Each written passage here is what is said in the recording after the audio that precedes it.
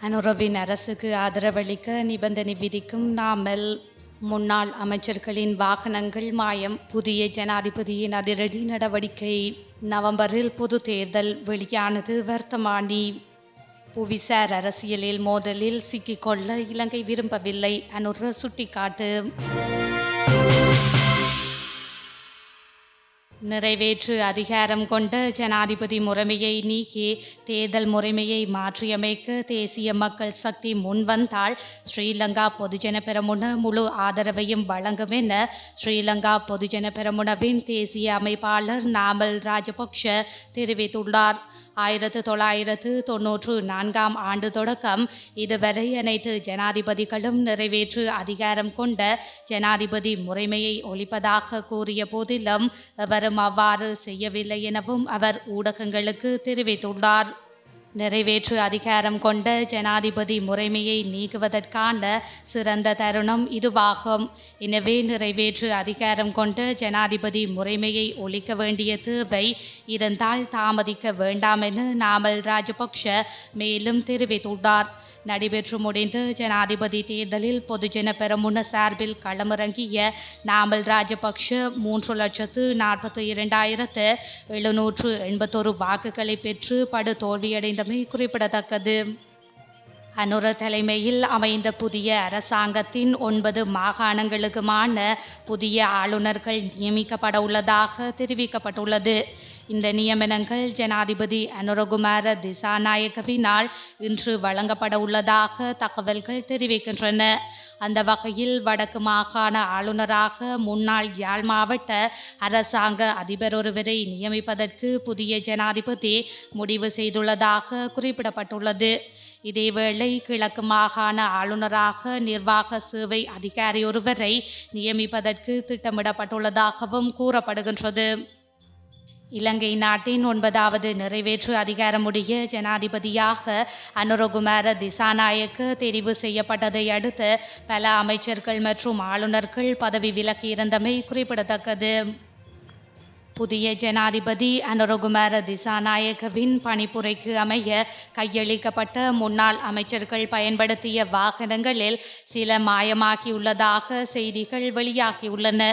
இலங்கையின் 9வது நிறைவேற்று அதிகாரம் கொண்ட ஜனாதிபதியாக அனுரகுமார திசாநாயக்க பதவியேற்றதன் பின்னர் முன்னாள் அமைச்சரவையின் அமைச்சர்கள் பயன்படுத்திய வாகனங்களை கையளிக்குமாறு பணிப்புரை விடுத்திருந்தார்.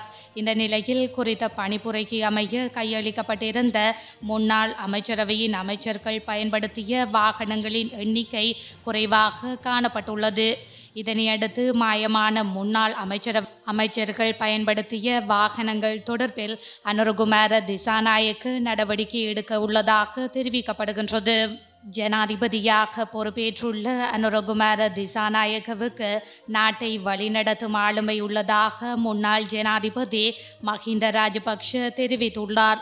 ஜனாதிபதி தேர்தலில் மாற்றத்தை விரும்பும் மக்களின் தீர்மானங்களை தாம் ஏற்றுக்கொள்வதாகவும் அவர் குறிப்பிட்டுள்ளார். அதேவேளை எமது தோல்விக்கான காரணங்களை கண்டறிந்து அதனை சரி செய்ய நடவடிக்கை எடுத்துள்ளோம் என்றும் அவர் குறிப்பிட்டுள்ளார். அதேவேளை நாடாளுமன்ற தேர்தலை எதிர்கொள்ளும் வகையில் தமது கட்சியை மறுசீரமைக்க போவதாக ஸ்ரீலங்கா பொதுஜன பெரமுன தெரிவித்துள்ளது. நேற்று கட்சி அலுவலகத்தில் ஒன்று கூடிய முக்கியஸ்தர்கள் இது குறித்து கலந்துரையாடலை மேற்கொண்டுள்ளனர். இந்தியாவிற்கும் சீனாவிற்கும் இடையிலான புவிசார் அரசியல் மோதலில் சிக்கிக்கொள்வதற்கு இலங்கை விரும்பவில்லை என ஜனாதிபதி அனுரகுமார திசாநாயக்க தெரிவித்துள்ளார். சர்வதேச சஞ்சிகையொன்றிற்கு வழங்கியுள்ள பேட்டியில் புவிசார் அரசியல் மோதல்களிலிருந்து விலகி இருப்பதற்கான தனது அரசாங்கத்தின் விருப்பத்தினையும் அவர் வெளியிட்டுள்ளார். இது குறித்து மேலும் கருத்து வெளியிட்ட ஜனாதிபதி, எனது தலைமைத்துவத்தின் கீழ் தேசிய மக்கள் சக்தி அரசாங்கம் இலங்கையின் 2 நெருங்கிய அயல் நாடுகளான சீனா, இந்தியாவுடன் சமநிலையான உறவுகளை பேண முயலும். குறிப்பிட்ட ஒரு நாட்டுடன் தன்னை இணைத்து கொள்ள முயலாது. புவிசார் அரசியல் மோதலில் நாங்கள் ஒரு பகுதியாக மாற மாட்டோம். எந்த தரப்புடனும் இணைந்து கொள்ள மாட்டோம். சீனாவிற்கும் இந்தியாவிற்கும் இடையில் தூண்டப்படுவதற்கு நாங்கள் விரும்பவில்லை. இரண்டு நாடுகளும் பெறுமதிமிக்க நண்பர்கள். எங்கள் அரசாங்கத்தின் கீழ் அவர்கள் நெருங்கிய சகாக்களாக மாறுவதையும் ஐரோப்பிய, மத்திய கிழக்கு, ஆப்பிரிக்காவுடனும் சிறந்த உறவை பேண நாங்கள் விரும்புகின்றோம்.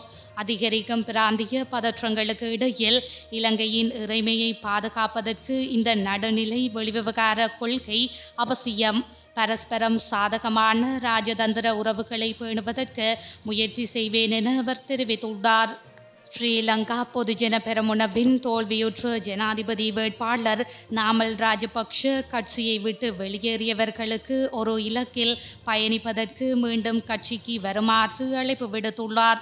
ஜனாதிபதி தேர்தலில் ஸ்ரீலங்கா பொதுஜன பெரமுனவின் செயற்பாடுகளை மீளாய்வு செய்து வர இருக்கும் எந்தொரு தேர்தலிலும் போட்டியிட தயாராகுவோம் என்று அவர் கூறியுள்ளார். கட்சி எடுத்த கடைசி நிமிட முடிவால் தான் ஜனாதிபதி தேர்தலில் போட்டியிட்டதாக அவர் குறிப்பிட்டுள்ளார். ஸ்ரீலங்கா பொதுஜன பெரமுனவை பிளவுபடுத்துவதற்கு வெளிப்புற சக்தியொன்று முயற்சிப்பதாகவும் அவர் தெரிவித்துள்ளார். கட்சியை விட்டு வெளியேறியவர்கள் மீண்டும் தம்முடன் இணைந்து நாட்டை பாதுகாப்பதில் கவனம் செலுத்த வேண்டும் என்றும் அவர் கேட்டுக்கொண்டார். நடைபெற்று முடிந்த பொது தேர்தலில் முன்னாள் ஜனாதிபதி ரணில் விக்ரமசிங்கவை ஆதரித்து ஸ்ரீலங்கா பொதுஜன பெரமுனவின் பெருமளவு நாடாளுமன்ற உறுப்பினர்கள் பிரசாரத்தில் ஈடுபட்டமை குறிப்பிடத்தக்கது. கல்வி பொதுத்தராதர சாதாரண தர பரீட்சையின் பெறுபேறுகள் வெளியாக உள்ளதாக பரீட்சைகள் திணைக்களம் அறிவித்துள்ளது. பரீட்சைகள் ஆணையாளர் நாயகம் அமித் ஜெயசுந்தர இதனை தெரிவித்துள்ளார். இதற்கமைய எதிர்வரும் 30ஆம் திகதிக்கு முன்னர் பெறுபேறுகள் வெளியிட உள்ளதாக பரீட்சைகள் திணைக்களம் தெரிவித்துள்ளது. பெறுபேறுகளுக்கான ஆவணங்களை தயாரிக்கும் பணிகள் இறுதி கட்டத்தை எட்டியுள்ளதாகவும் அவர் கூறியுள்ளார். மேலும் 2023ஆம் ஆண்டுக்கான காபோத சாதாரண தர பரீட்சை கடந்த மே மாதம் நடைபெற்றமை குறிப்பிடத்தக்கது. முட்டை விலை குறைக்கப்பட்டுள்ளதாக அகில இலங்கை முட்டை வர்த்தக சங்கம் அறிவித்துள்ளது. இதற்கமைய சந்தையில் முட்டை ஒன்றின் விலை 10 ரூபாவினால் குறைந்துள்ளதாக அந்த சங்கம் தெரிவித்துள்ளது. தற்போது 28 ரூபாய் முதல் 30 ரூபாய் வரையில் முட்டைகள் விற்பனை செய்யப்படுவதாக தெரிவிக்கப்பட்டுள்ளது. மேலும் உற்பத்தி அதிகரிப்பு காரணமாகவே முட்டையின் விலை குறைவடைந்துள்ளதாகவும் தெரிவிக்கப்படுகின்றது. இந்த வாரம் ஆர்ப்பாட்டங்கள் முற்றாக தடை செய்யப்பட்டுள்ளதாக அறிவிக்கப்பட்டுள்ளது. போலீஸ் ஊடக பேச்சாளர் பிரதி போலீஸ் மா அதிபர் நிகால் தல்துவ இதனை தெரிவித்துள்ளார். தேர்தல் சட்டத்தை தொடர்ந்து கடைபிடிக்குமாறு போலீசார் மக்களை கேட்டுக்கொள்கின்றது. இதேவேளை யாரையும் துன்புறுத்தாமல் தமது மகிழ்ச்சியை வெளிப்படுத்துமாறும் பொதுமக்கள் கேட்டுக்கொள்ளப்படுகின்றார்கள். மேலும் குழுவாக கூடுவதை தவிர்க்க வேண்டும் எனவும் அறிவுறுத்தப்பட்டுள்ளது. புதிய ஜனாதிபதி பதவியேற்றுள்ள நிலையில் அரசியலிலும் அரசியல் பதவிகளிலும் பல மாற்றங்கள் நிகழ்ந்த வண்ணம் உள்ளன. இந்த நிலையிலேயே அமைதியாக செயற்படுமாறு மக்களுக்கு அறிவிக்கப்பட்டுள்ளது. எதிர்வரும் நாடாளுமன்ற தேர்தலில் ஐக்கிய மக்கள் சக்தியின் பிரதமர் வேட்பாளராக தாம் போட்டியிட உள்ளதாக கட்சியின் தலைவர் சஜித் பிரேமதாச தெரிவித்துள்ளார்.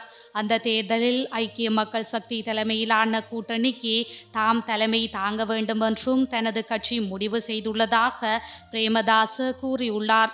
எனினும் ஐக்கிய தேசிய கட்சி தலைவர் ரணில் விக்ரமசிங்கவுடன் இணைந்து போட்டியிடுவது தொடர்பில் பேச்சுவார்த்தை நடத்தப்பட மாட்டாது என அவர் மேலும் தெரிவித்துள்ளார். இந்த நிலையில் பிரேமதாச ஜனாதிபதி தேர்தலில் ஏற்பட்ட தோல்விக்கு தனது கட்சி உறுப்பினர்கள் சிலர் மீது பழி சுமத்த முடியாது என்று அவர் குறிப்பிட்டுள்ளார். எனவே தேர்தலில் தோல்வியடைந்ததற்கு முழு பொறுப்பையும் தாம் ஏற்றுக்கொண்டதாக அவர் தெரிவித்துள்ளார்.